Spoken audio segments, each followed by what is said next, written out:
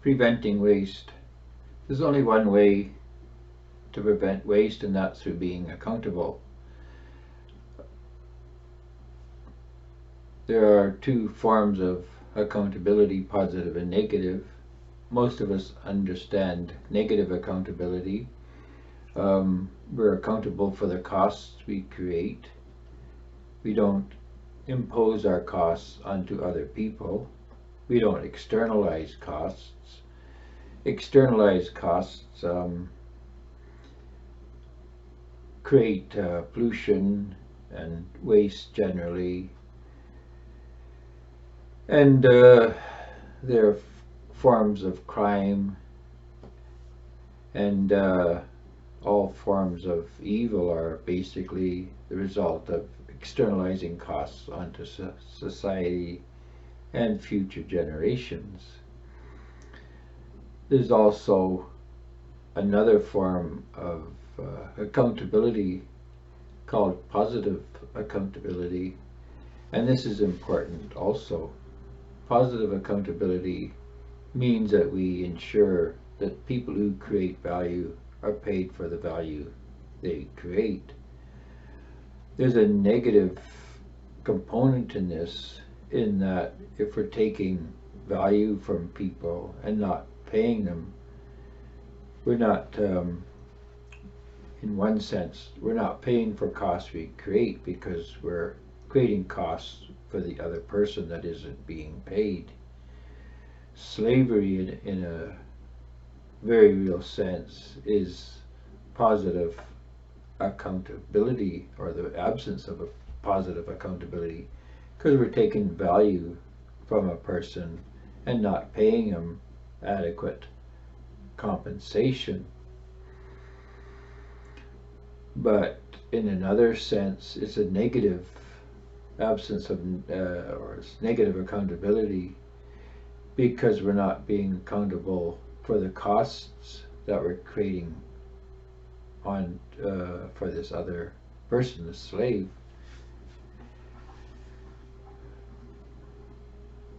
To have accountability, we need accurate accounting. If we don't know what the costs are, we don't know what costs are being transferred or externalized onto others. We don't know what costs we're not paying for, and the lack of proper accounting may have us paying costs that we are not actually responsible for, that can't be attributed to our actions or lack of actions that were meant to be taken. So accounting requires accounts, and this is where the present system fails. It's why we have this institutionalized waste, because the waste that is so prevalent in the world is due to our lack of accountability, our lack of accounts, and this is due to the institutions we have that do not have a way to actually track credits and debits. A business, in the conventional sense of it, is an owner, and he basically runs a business by the seat of his pants. He looks at his employees and determines what their value is and what they ought to be paid. And then he hires other administrators, other supervisors, because he can't actually do that job. He's inadequate to the task. But now you have second, third, and fourth, how many layers of administrators, each trying to make sure that those under him or her are creating sufficient value to compensate the company for the expense that the worker represents. And this is a problem in and of itself, this idea of looking at the worker as an expense. because the worker is actually the greatest asset that the company has. But in the eyes of the employer, the employee is an expense. And so this actually sets up a kind of contradictory situation in which the worker, while he or she is absolutely vital to the company and is responsible largely for the company's success, because administration can't actually administrate an employee who is not willing to be controlled. Work to rule is effective simply because it has the employee working according to the employer's instruction and not adding his or her inputs, his or her expertise and understanding into the mix, because administration is never very effective, and without the cooperation of those administrated, the system basically collapses under its own weight. You can't get enough administrative input sufficient to control individuals.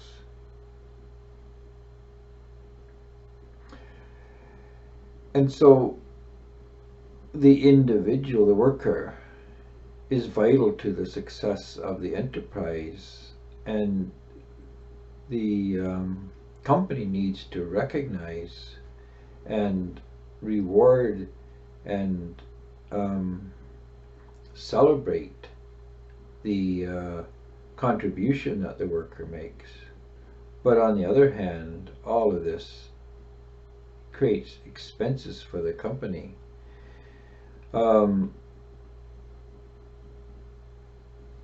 It would be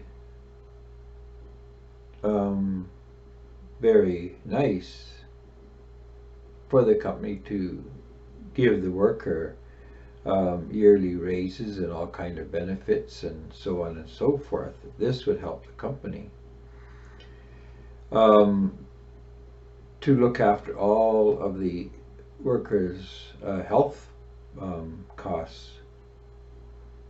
Would be a huge boost to the company's effective operation. But the accounting of the company wouldn't really allow it, because the cost of the medical treatments, medical care, wouldn't necessarily be compensated for by an increase in productivity, and the removal or the non-provision of these benefits is not matched by an equal decline in productivity. So while the company may benefit from providing health care, it is not penalized in an equal measure by not providing it. And so the company has a tendency to try and reduce employee costs, the expense of employees. And this is rewarded for the most part by increased margins. But this has a certain negative impact, because the worker is actually the consumer individually within the framework of the single company.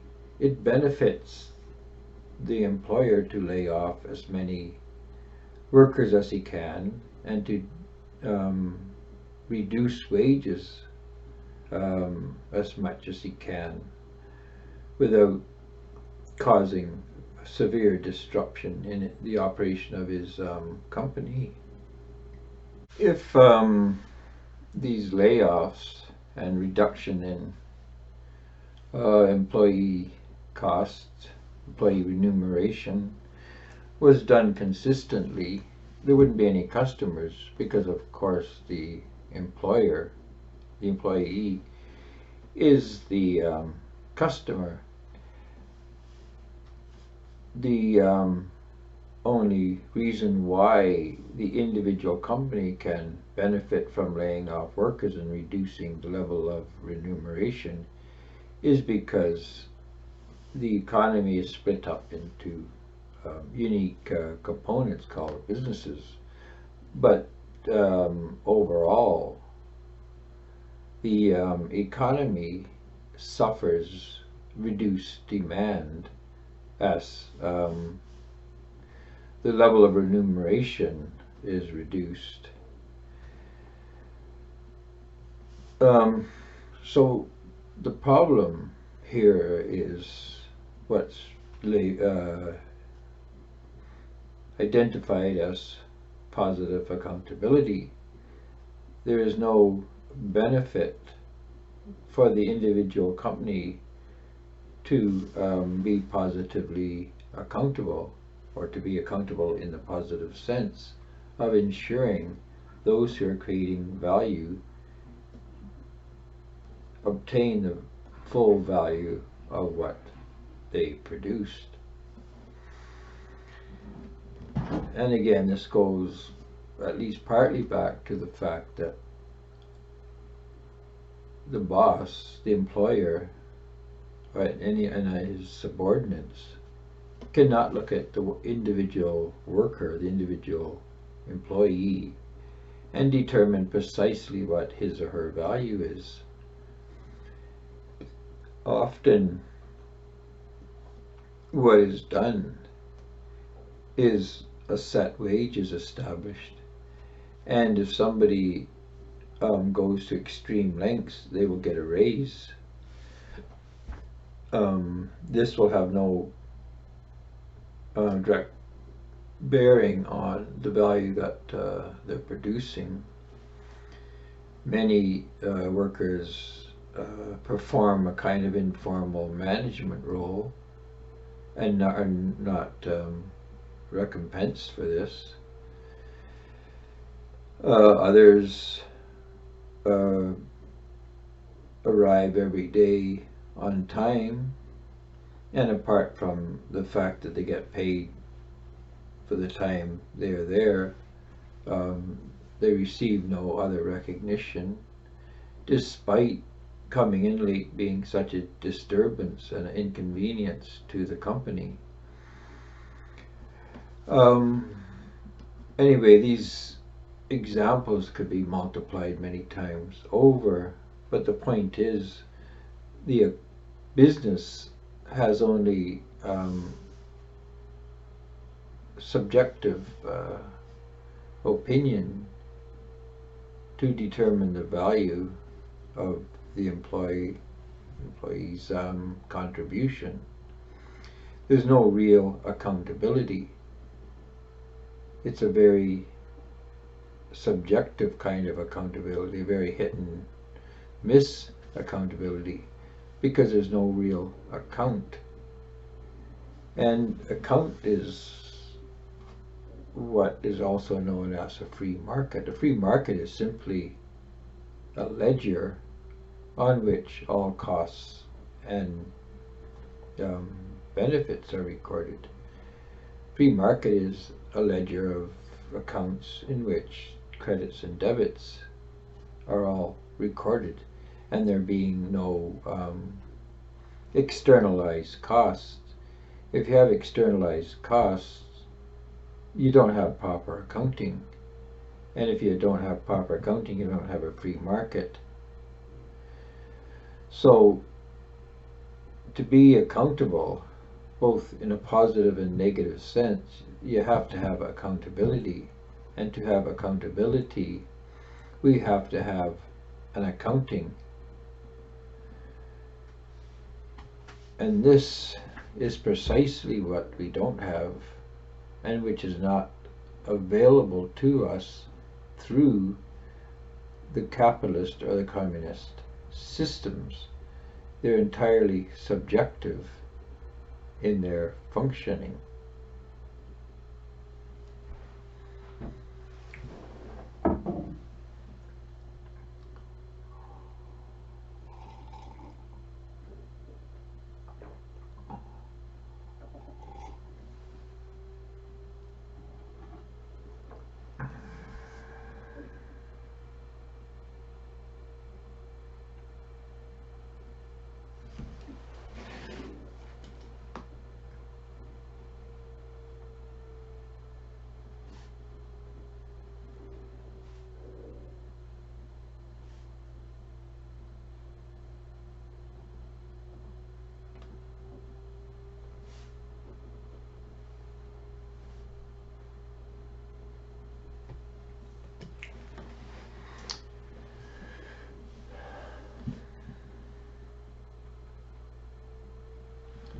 So to look at this problem of accountability, let's look at it in a slightly different way, namely as waste.